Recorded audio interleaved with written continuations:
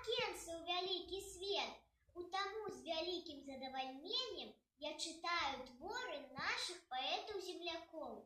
Владимир Павлов «Ляльки». Что за гора за напасти, лялек спать ніяк не укласти. Сама гулі супраць ночи, слухаться меня не хочет. Юля, Уля, Зина, Нина и Тамара, и Христина, а еще красуни наши, Света, Инна, две Наташки. Мама каже бабе, тату, что во всем я виновата. Мама каже, я так само вырасту и буду мамой.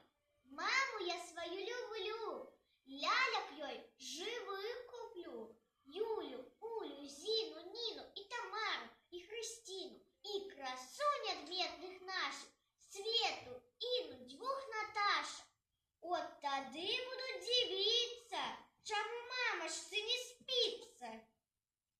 Иван Муравейка, бабуля захворела.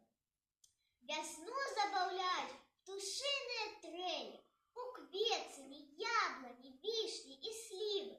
Но только бабуля моя захворела, ляжит на канапе, молкливо, тужливо. На лоб яе я поклала долони.